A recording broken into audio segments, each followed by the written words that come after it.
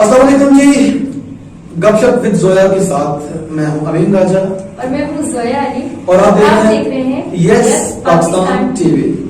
आज गपशप विद जोया में आज फिर हम दोनों दोस्त इकट्ठे बैठे हैं और इंशाल्लाह आज भी कुछ पते की बात जोया लेके आएंगी क्योंकि मुझसे पूछना चाहती होंगी जोया आज का हमारा मौजूद क्या है? जी तो अमीन साहब आज हम एक डिस्कस करेंगे पीर साहब को। अच्छा जी, यानी कि अब पीरों को भी हमने डिस्कस करना है? नहीं तो यहाँ पर क्या भूत की बातें करेंगे हम लोग डिस्कस करेंगे। हाँ जी चलो, आज हमारे रडार पे कौन से पीर साहब हैं जरा बता दीजिए। हक एक पिंडी से बिलोंग करते हैं, कोटली सतिया से हैं वो, हक खतीब हुसैन अली बादशाह सरकार के नाम से। हाँ। सर आप जानते हैं उन्हें?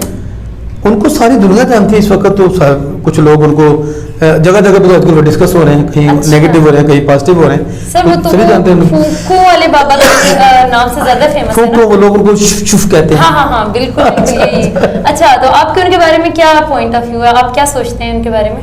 ये सोचना पता क्या है, खतीब हुसैन अली बादशाह सरकार अल्लाह के बंदे हैं और बड़ी दुनिया के पास जाती है। बिल्कुल सर। और वहाँ पे लोग शिफा लेने के जाते हैं और लोगों को शिफा होती भी है। जी सर, आपका वो पर्सनल एक्सपीरियंस रहा है? पर्सनल एक्सपीरियंस मैं जो अगर आपको बताऊंगा तो आप मानेंगे नहीं, यकीन करें। बताएं तो सही ना, मानना ना मानना तो अच्छा आप बताएं तो सही। ये मानेगी माँ, क्योंकि आपको पता है मैं झूठ तो कभी बोलता हूँ, कभी कभी बोलता हूँ हस्बे जरूरत, और यहाँ पे झूठ बोलने की जरूरत नहीं है और नहीं मुझे किसी ने इस बात के पैसे दिए। ला इलाहा इल्लल्लाह मोहम्मद रसूलुल्लाह, किसी ने पैसे नहीं दिए हुए। मैं आपको एक सच्चा वाक़या सुनाने वाला हूँ। जी सर। मेरी वाइफ थी एक, उसका नाम था मारिया थी, वो डाइवोर्स हो गया हमारा। अच्छा सही। माशाल्लाह से मैं 2-3 बीवियां रखता था किसी दौर में।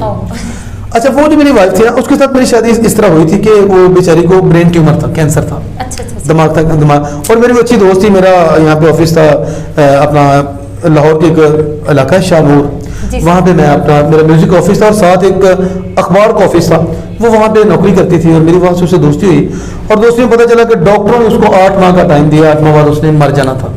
मतलब वो अभी जिंदा नहीं है क्या? अभी जिंदा है माशाल्लाह जनाब, इस बात को ये कैसे पॉसिबल है? तो यही बताने लगा मैं आपको, खतीब हुसैन साहब की तारीफ आपको क्या सुनाने लगा मैं कि उन्होंने वो जो लड़की थी ना, मेरी उससे पहले दोस्ती होगी और वो बेवा थी और उसकी एज होगी 40 के करीब उसकी एज थी। तो मेरी दोस्ती उससे होगी तो मुझे वो जो अपने घर लेके गई, मैंने उसके बच्चों को देखा तो बड़ी कसम पसरी और वो अकेली औरत कमाने वाली, 3 बच्चे खाने वाले, और वो रो पड़ी कि मैं अमीन साहब मैंने सिर्फ 8 माह जिंदा रहना, मैंने मर जाना है। और उसने मुझे अपनी रिपोर्ट्स दिखाई, ब्रेन ट्यूमर था, 2 ट्यूमर थे उसके दिमाग में। और डॉक्टरों का कहना था कि 8 माह बाद इनका हालत ये होगी कि ये मर जाएंगे, कि वो अपने अरूज पे पहुंच जाएंगे वो जो ट्यूमर्स हैं। अब मैंने क्या किया कि मैंने तो सोचा मैं तेरे किस काम आ सकता हूँ। तो उसने कभी उसको अच्छा को और रिश्तेदार खानदान में भी ऐसा नहीं था जो उसके बच्चों को संभाल सके। उसके आप मेरे बच्चों को संभाल लेंगे? अब मैंने कभी बच्चों को मैं संभाल लूंगा, ठीक है। आपके बच्चे 2 बेटे हैं, 1 बेटी है, मेरे यहाँ भी 5 बेटियां हैं माशाल्लाह। तो मैंने कहा चलो मैं उनके साथ छठी हो जाएगी, 1 बेटी के साथ में 2 बेटे मिल जाएंगे और इंशाल्लाह इनको कभी एहसास नहीं होगा कि वो किसी वो मस्कीन है या यतीम है, बाप उनका पहले मर चुका था। बहुत अच्छी बात। अच्छा वो कहते लेकिन बच्चे इस तरह आपकी इज्जत नहीं करेंगे, बच्चे ये सोचेंगे कि मतलब ये हमारा लगता क्या है, तो आप इनसे कोई रिश्ता कायम कर लें। मैंने कहा वो आप मेरे साथ निकाह कर लें। जी।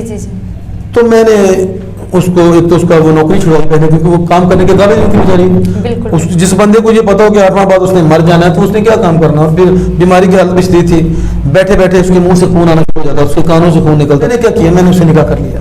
मेरी वाइफ होगी वो। अब मैं बच्चों ने मेरी बड़ी इज्जत करना शुरू कर दी, मुझे पापा जी कहते थे, बड़ा अच्छा माहौल हो गया और बिल्कुल ऐसे हो गया जैसे मैं ही उनका बाप हूँ। और मैंने भी कोई कसर ना छोड़ी उनके साथ मोहब्बत करने में। और अब अपने तय मैंने उसका इलाज भी शुरू करवा दिया। जो मेरे मिलने वाले डॉक्टर से कुछ हकीम लोग थे और सभी ने मुझे ये कहा कि मुश्किल है क्योंकि बीमारी टॉप पे पहुंच चुकी है।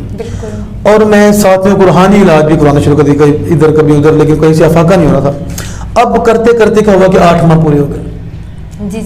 और जैसे ही 8वां माह स्टार्ट हुआ ना तो डॉक्टरों का एक्सपीरियंस उन्होंने बिल्कुल टाइम लिमिट ठीक दी थी। 8वें माह में क्या होगा कि उस औरत की जनाब आंखें बंद होगी, उसकी आंखें खुल नहीं रही हैं। ऐसे जोर से करने से आंखें नहीं खुल रही उसकी। उसका जो जबड़ा था ना, ये जबड़ा ये भी बंद हो गया, ऐसे खुल नहीं रहा। और उसके जो गुर्दे थे वो सूज गए और यूरिन ब्लड आना शुरू हो गया और बड़ी हालत खराब। अब 3 दिन से उसकी हालत है और वो कुछ खा पी भी नहीं सकती है। जी सर। तो उसका जबड़ा नहीं हिलता, वो खुले खाएगी कैसे? अब मैं उसके मुंह में जूस या कुछ और डालता हूँ तो किस तरह कि मैं स्ट्रॉ में लेता हूँ, ऐसे सक करता हूँ, उसके मुंह में डाल के पीछे से हवा देता हूँ, इस तरह हल्का फुल्का वो जिंदा है। अब बिल्कुल हम एक रात ऐसी है कि उसको मैं डॉक्टर के पास लेके गया हूँ, एम्बुलेंस में लेके गया हूँ, तो डॉक्टर्स ने ये कह दिया कि ये शायद आज ही रात مشکل ہے اس کے لیے. صحیح. آج کی رات میں شاید مر جائے گی. میں گھر پہ لے آیا. اب پیار مجھے بھی بہت اس سے ہو چکا تھا, بڑی اچھی تھی, بہت اچھی تھی وہ. تو وہ جناب جب اس کی ایک ہمسائی وہاں پہ میرے پاس ہے, اس کا پتہ لینے کے لیے آئی, تو کہنے لگی کہ امین صاحب میں آپ کو ایک نا ہمارے پیر صاحب کا تعویذ ہے میرے پاس, اگر وہ اس کو پانی میں گھول کے کس طرح آپ پلا دیں تو مجھے امید ہے کہ یہ ٹھیک ہو جائے گی. تو میں نے اس کی طرف ایسے دیکھا کہ وہ مر رہی ہے, آخری اسٹیج پہ ہے, اور یہ تعویذ والا پانی پلانے سے وہ ٹھیک ہو جائے گی, یہ کیسے ہو سکتا ہے؟ اور وہ چلنے پھرنے سے بھی قاصر اکڑی ہوئی ہے, اس کو اٹھا کے میں بڑی مشکل سے سارا نظام چلا رہا ہوں. اب اس نے کیا کیا, میں نے کہا چلو اب لے بھی, مجھے کیا فرق پڑتا ہے, یہ بھی کر کے تو میں کہ لے. اب آپ یہ نہ کہیں کہ آج رات کو اس نے مر جانا ہے, تو آپ صبح یہ نہ کہیں کہ بھائی آپ میرا کہنا مانے تو شہر کی بچ جاتی. تو میں کہ چلو آپ بھی لیں, آخری بھائی یہ بھی کر لیتے ہیں. اب وہ کیا وہ تعویذ کو انہوں نے نا تعویذ لا کے دیا, اور وہ میں نے پانی میں ڈالا, اور میں نے اس کے منہ میں نا وہ اسی طرح اسٹرا میں ڈال کے نا پانی اس کو پلا ڈالا. اب جب وہ میں نے پانی پلایا تو میں نے دیکھا کہ اس کی جو جبڑے تھے نا تھوڑے تھوڑے کھلنا شروع ہو گئے, اور اس کو پیاس ظاہری بات لگی ہوئی تھی. وہ اسٹرا سے ایک زندہ انسان کیسے کتنا پی سکتا ہے؟ اس نے اپنے ہاتھوں سے وہ گلاس پکڑا اور تھوڑا سے تھوڑا کر کے وہ تعویذ بھی پی گئی. اور تعویذ پلانا تو عورت نے کہا کہ تعویذ بھی اس کو پلا دے, اس کے پیٹ میں چلا جائے, وہ جو کاغذ کا ٹکڑا تھا. اچھا وہ کیا ہے کہ جیسے ہی 5 منٹ گزرے نا تو اس سے ایسی آنکھیں کھلی اور کہتی ہے مجھے, وہ کہتی تھی جانیاں کوئی چیز کھانے کے لیے دو مجھے. اور میں نے فوراً سے فریج میں نے دیکھا تو کچھ بریانی پڑی تھی, اور دلیا پڑا ہوا تھا. دلیا میں بڑا شوق سے کھاتا ہوں, اور وہ میرے لیے بنا کے رکھتی تھی, اور کافی زیادہ بنا لیتی تھی تاکہ پورا ہفتہ چلتا رہے. وہ پڑا ہوا تھا, پورا باؤل بھرا ہوا تھا, وہ پورے کا پورا کھا گئی. اچھا. اور اپنے پاؤں پہ چل کے واش روم گئی, واپس آئی, کہتی جانی میں تو ٹھیک ہو گئی. میں بڑا حیران ہوا. میں نے کہا, میں نے اس بی بی کو بلایا, میں نے کہا بی بی یہ کس پیر کا تعویذ تو نے دیا ہے, یہ کیا جادو ہے یہ تو اس نے کہا دی کہ حق خطیب حسین علی بادشاہ سرکار کا یہ پیر تعویذ ہے, تو اس کا اثر رہے گا تھوڑی دیر, ابھی یہ ٹھیک نہیں ہوئی, آپ ایسا کریں اس کو ان کے پاس لے جائیں. تو میں نے کہا کیسے ان کے پاس کیسے جایا جاتا, مجھے تو پتہ نہیں ہے. انہوں نے مجھے کارڈ دیا, کارڈ تھا ایک بس کا. اس نے کہا یہ بسیں صرف یہی کام کرتی ہیں, لاہور سے مریضوں کو لے کے پیر صاحب کے پاس جاتی ہیں, اور یہ ہفتے میں 3 دن جاتی ہیں. تو صبح ان کا ٹائم ہے, صبح بدھ ہے, اور یہ بدھ کو 2 بسیں لاہور سے نکلتی ہیں. آپ ان سے بھی کال کر لیں, 2 سیٹیں بک والے صبح ان کو وہاں پہ لے جائیں. اب صبح تک کو اس کی حالت پھر کافی خراب ہو گئی. اب میں اس کو لے کے, میں نے اس کو اپنے بازو پہ اٹھایا ہوا ہے, اور میں جناب اس کو لے کے بس کے اوپر چڑھا ہوں, اور وہاں پہ جانا شروع ہو گیا. جیسے ہی ہم گجرات کے پاس پہنچے تو اس نے میرے کان میں کہا ہے کہ اب کہانی ختم ہو گئی ہے, مجھے اتار لیں اور واپس لے جائیں, مجھے لگ رہا ہے کہ میں مر جاؤں گی ابھی. اور اس کی آنکھیں بند ہو گئی, جسم اکڑ گیا ہے, اور میں نے رونا شروع کر دیا. یہ آپ کو میں کرامات بتا رہا ہوں بزرگوں کی. میں نے رونا شروع کر دیا. میں نے کہا یار مریا اب کیسے, اب گجرات میں, اور ساری بس کو ایک جگہ پہ روکا, انہوں نے پمپ پہ روکا, اور ساری بس کیونکہ ساری مانگتی تھی پیر صاحب کو, وہاں پہ جانے والے تھے. انہوں نے دیکھا, سب نے کہا جی فوت ہو گئی, آپ کی مسز تو فوت ہو گئی جناب, اس کو واپس لے جائیں, یہیں سے ایمبولینس کروا کے واپس لے جائیں. تو ایک مائی بیٹھی تھی بس میں, کہنے لگی کہ آپ ایسا کریں, ایک دفعہ آستانے پہ کال کریں, پیر صاحب کے آستانے پہ آپ کال کریں, اگر آپ کی کال ریسیو ہو گئی تو دم کروا کے دیکھ لیں, شاید یہ ٹھیک ہو جائے. بالکل صحیح. میں نے کہا تو مر چکی ہے. اب میں نے اس کو ایسے, میں نے نا رو رہا ہوں اس کو گلے لگا کے نا, تو اس کی ہلکی سی گرم سی ہوا نا میرے کان کی لو کو پڑی, مجھے لگا جیسے بھی زندہ ہے. میں یہ ابھی سانس تو لے رہی, ہلکے ہلکے سانس میں کال کی, اور ہماری قسمت کی پہلی کال ہی مل گئی حق خطیب حسین کی. نہیں تو وہاں پہ ہزاروں لوگ کال کر رہے تھے, مشکل سے کال ملتی ہے, اور 8-9 نمبر ہیں. سارے نمبروں کو ٹرائی کرا, ہمارا پہلا نمبر مل گیا. ان کو ہم نے بتایا کہ میں نے ان کو کہا کہ پیر صاحب اس طرح ہم آ رہے ہیں, آپ کی طرف ہی آ رہے ہیں, اور راستے میں اس وقت ہم گجرات پہنچ چکے ہیں. تو میری مسز کو لگتا ہے کہ فوت ہو گئی, ہمیں لگ رہا ہے فوت ہو گئی ہے, لیکن ہلکی سی سانس کہیں کہیں سے ان کی چل رہی ہے. تو انہوں نے وہیں سے کہا کہ نہیں وہ مری نہیں, وہ ٹھیک ہے, آپ ان کے ماتھے پہ ہاتھ رکھیں, ہم دم کر دیتے ہیں, انشاءاللہ 5 منٹ میں یہ ٹھیک ہو جائیں گے. اب میں نے ان کے ہاتھ ماتھے پہ ہاتھ رکھا اور کان کو فون لگایا, میرے کان میں کوئی آواز نہیں آئی, نہ دم کی نہ پھونک کی, کچھ نہیں. بس انہوں نے کہہ دیا جی دم ہو گیا, اوکے ہو گیا, انشاءاللہ تھوڑی دیر تک ہوش میں آ جائیں گی. اور جسٹ 5 منٹ بعد وہ اور اٹھ کے بیٹھ گئی اور کہتی ہے امین صاحب مجھے کچھ کھانے کو دو. پھر میں نے کافی کچھ لگ کھا گئی. وہاں پہ پہنچے ہیں, دم کروایا. وہاں پہ دم کا ایک اپنا اسٹائل ہے ان کا, لوگ سوشل میڈیا پہ دیکھتے ہیں ڈیلی, آپ نے بھی دیکھا ہوگا, آگے پبلک کھڑی ہوئی ہے اور وہ مائک میں ایسے نا پھونک مارتے ہیں, اور سب کو اکٹھا دم ہوتا ہے. پہلے دم میں وہ کہتے ہیں اپنے سر پہ ہاتھ رکھیں, دوسرے دم میں وہ کہتے ہیں پتہ نہیں جہاں تکلیف ہے وہاں پہ ہاتھ رکھیں, اور تیسرے دم میں اگر آپ کو تیل شیل لے کے آئیں, کوئی پانی دم کروانا ہے تو وہ آگے کریں ایسے, تو دم ہو جاتا ہے. پہلی دفعہ دم کروا کے ہم جب گھر پہنچے تو وہ ٹھیک ہو گئی. اگلے ہفتے تک اس کو کچھ نہیں, اگلے ہفتے ہم پھر گئے وہاں پہ 8 دم کروانے ہوتے ہیں. 8 دم ہم نے وہاں سے کروائے ہیں. اور وہ عورت آج اس بات کو 3 سال ہو گئے, ہمارا بات میں کوئی جھگڑا بنا, کوئی خاندانی مسائل بنے, مجھے اس کو ڈیورس دینا پڑا, لیکن وہ آج بھی زندہ ہے اور صحیح سلامت ہے. لاہور میں, اور وہاں پہ جا کے میں نے اتنے لوگوں کے انٹرویوز کیے ہیں, جتنے بھی لوگ آئے ہوتے تھے نا, تو کسی کے دل کا وال تھا, کسی کا دل میں سوراخ تھا, کسی کو کچھ تھا, اور وہ سب کے سب دموں سے ٹھیک ہو رہے تھے. یہ تو یہ اللہ کی مرضی ہے نا. تو میرے ان کے جو والد صاحب تھے نا, پیر مسنجف علی سرکار ان کا نام ہے میرا خیال ہے, ان کو یہ اللہ تعالیٰ کی عطا تھی اور انہوں نے اپنے بیٹے کو یہ عطا کیا ہے. ان کا دربار آگے ہے, آپ کا جو علاقہ ہے آزاد کشمیر کا, وہاں پہ ایک علاقہ ہے بلاوڑا, جہاں سے آزاد کشمیر شروع ہوتا ہے, پنڈی کراس کر کے بلاوڑا میں ان کا دربار ہے. تو وہاں پہ بھی میں لے کے گیا تھا اس کو, ماریا کو.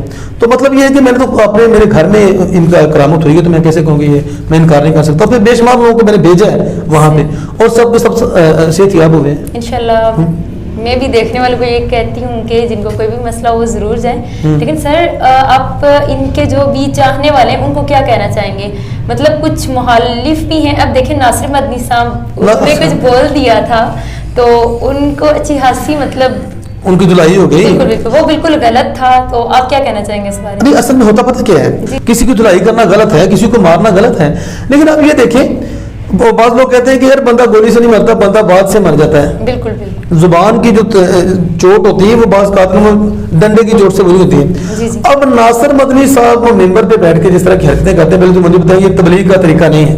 بالکل سر. ایک علامہ کو جو طریقہ ہوتا ہے نا, بیٹھ کے جو اس نے باتیں کرنی ہوتی ہیں, اللہ کا دین لوگوں کو سکھانا ہے, اور وہ وہاں پہ مراسیوں کی جگتیں مار رہے ہیں, وہاں پہ فنی جوک سنا رہے ہیں لوگوں کو. اصل میں وہ تو کمیڈین ہے, وہ میں اس کو مولوی مانتا نہیں, وہ کمیڈین ہے, ٹھیک ہے, کمیڈین مولوی ہے, کہا جا سکتا ہے. کیا کہا جا سکتا ہے نا. لوگ اس کو پتہ کیوں بلاتے ہیں کہ چلو یار انٹرٹین ہو جائے گی. ان سے دین کب لوگ سیکھتے ہیں, لوگ ان سے انٹرٹین کرنے کے لیے بلاتے ہیں ان کو. اور اس آدمی نے کیا کیا کہ اس نے زبان کے وار کی ہے. اب کسی چاہنے والے کو غصہ چڑھ گیا, اس نے بلا کے پینٹی لگا دی. اب اس میں پیر صاحب کا کوئی قصور تو نہیں ہے. اب مثال میرے پیر صاحب ہے, وہ تو بیٹھے ہیں ناروال میں, جن کا میں مرید ہوں. تو اب یہاں پہ کوئی بندہ ان کے بارے میں بکواس کرے گا تو میں ان کی پینٹی لگا دوں گا, اس کو میں بھی لگا دوں گا.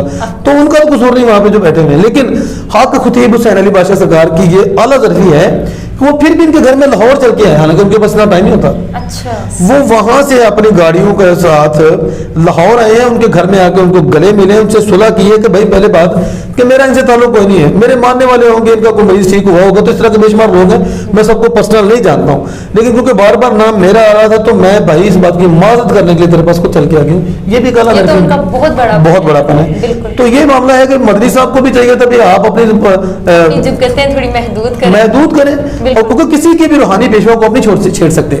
مثال کے طور پہ یہ تو مسلمان ہے, میں پہلے بھی آپ کسی کے روحانی پیشوا کو نہیں چھیڑ سکتے. مثال کے طور پہ اب ہندو ہیں, وہ شری رام چندر جی کو خدا نخواستہ بھگوان مانتے ہیں, بہت کچھ مانتے ہیں. تو ہمیں کیا حق پہنچتا ہے کہ ہم رام چندر جی کے بارے میں الٹے سیدھے الفاظ بولیں؟ کبھی بھی نہیں بولنا چاہیے, کیونکہ اس کے ساتھ ان کے کم از کم 100 کروڑ لوگ ان کے فالوور ہیں, 100 کروڑ لوگ ان کو بھگوان مانتے ہیں, 100 کروڑ ہے. تو آپ یہ اس طرح کی بات کر کے ان کو آپ پولیٹکس پہ ڈسکس کیا کریں نا, آپ اسلامی پوائنٹ آف ویو پہ ان ساری چیزوں سے بچ کے رہا کریں. ہر انسان اپنے عقیدہ اور اس تک اصل میں خاص یہ جو مذہبی معاملات ہوتے ہیں, مذہبی معاملات میں ہر بندہ دہشت گرد ہوتا ہے, ہر بندہ انتہا پسند ہوتا ہے, کسی بھی مذہب سے ہو. جب اس کے مذہبی معاملات کو چھیڑیں گے تو وہ فوراً وہ چڑھ جائے گا. تو ان کے وہ چاہنے والے تھے, مدنی صاحب نے ذرا مذاق کیا, وہ کدھر ہیں وہ پھو والی سرکار, دم شف شف, انہوں نے پکڑ کے پھر ان کو پھینٹی چھنٹی لگا دی. لیکن وہ اللہ جانے کیا معاملہ تھا. لیکن پیر صاحب پھر کانا میں ان کے گھر پہ آئے, ان سے معذرت کر کے گئے, پھر انہیں پریس کانفرنس کی وہاں پہ, اور سارا معاملہ کلیئر ہو گیا تھے. لیکن ان کے بارے میں جو لوگ باتیں کرتے ہیں یعنی کہ ان کو علم نہیں زیادہ, ہم جو پیچھے ہمارے جو بزرگ گزر چکے ہیں ان کا بھی ہم جب طریقہ پڑھتے ہیں کہ وہ کس طرح لوگوں کو شفا دیتے تھے یا کس طرح وہ لوگوں میں تبلیغ کرتے تھے, تو بعض لوگوں کی سمجھ میں وہ بھی نہیں آتے, وہ ان کو بھی مذاق اڑاتے ہیں. لیکن یہ اللہ کے معاملے ہیں, جو میں نے بات سنائی ہے 100% ٹھیک ہے. اور وہاں پہ میں نے بے شمار, میں نے دیکھا برطانیہ سے انگریز آئے ہوئے ہیں, تو وہ کہتا جی پیر صاحب آپ وہاں پہ آئے تھے مانچسٹر میں, تو انہوں نے وہاں پہ دم کیا تو میرے دل کو میں سوراخ تھا, تو میں آپریٹ نہیں کروانا. کہ ڈاکٹر کہتے ہیں ایک 2 سوراخ تھے, اور ڈاکٹر نے کہہ دیا تھا کہ فوراً سے پہلے آپریشن کروانا ہے, اور میں ڈرتا تھا آپریشن کرواتے ہوئے. اب تو پیر صاحب نے مجھے وہاں پہ سارے مجموعے کو دم کیا, میں بھی مجموعے تھا, اور جب میں گھر پہنچا تو میری تکلیف کم تھی, یعنی کہ تکلیف. اس کے بعد میں نے فیس بک پہ دم کروایا, لوگ فیس بک پہ دم کرواتے ہیں ان سے یار. اچھا. جب وہ ہفتے میں 2 بار دم کرنے کے لیے اسٹیج پہ آتے ہیں تو فیس بک پہ لائیو ہوتے ہیں, اور جو لوگ فیس بک پہ دیکھ رہے ہیں وہ فیس بک پہ دم کروا رہے ہیں, وہ بھی ٹھیک ہو رہے ہیں. یہ تو آج کے دور کا اللہ کی بہت بڑی کرامت ہے, یہ بہت بڑی. ہاں. تو لوگوں کو جن کو نہیں یقین ہے, جو نہیں مانتے, خدا نہ خاصا بہت بڑی بات کرنے لگا ہوں, وہ تو آج تک اللہ کے نبی کو بھی نہیں مان رہے, ٹھیک ہے, جو نہیں مانتے. تو باقی جو مانتے ہیں वो मानते हैं, और जो नहीं मानते वो एक दफ़ा जाके वहाँ पे चेक कर लें। और जो वहाँ पे लोग आए हुए हैं वो सारे सादा लोग नहीं है, वहाँ पे बड़े बड़े पढ़े लिखे लोग आए होते हैं, उनसे पूछे भी उनका क्या मसला है, वो बताएंगे। मैंने तो वहाँ पे बड़े बड़े बेशुमार ऐसी चीज़ें देखी हैं कि जो बताएंगे तो लोग मानेंगे नहीं। बहरहाल और इसी के साथ अमीन साहब अब फिर हम इजाज़त चाहते हैं। हाँ जी, इजाज़त लें। जी, मैं भी पिंडी जाऊंगी तो मैं ज़रूर जाऊंगी, क्योंकि मैं वाकई में ये बात सुन के बहुत इंस्पायर हुई हूँ। तो मैं ज़रूर जाऊंगी। आप में से भी कोई जाना चाहता है तो आप लोग भी जाइएगा अपनी गाड़ी से जी। मतलब जोया का इंतजार नहीं करना, गिर के साथ ही जाना है। जी जी बिल्कुल। ठीक है जी, इजाज़त दीजिए। इंशाल्लाह अगले प्रोग्राम में गपशप विद जोया में फिर इंशाल्लाह इकट्ठे होंगे और फिर कोई ना कोई टॉपिक जोया लेके आएंगे, बातचीत करेंगे। अगर हमारा प्रोग्राम आपको अच्छा लगा हो तो फीडबैक दीजिएगा, और अगर कोई सलाह भी हो तो नीचे कमेंट में बात कीजिएगा। इंशाल्लाह मैं कोशिश करूंगा कि आपको क्लियर करूँ। ओके, अल्लाह हाफिज़।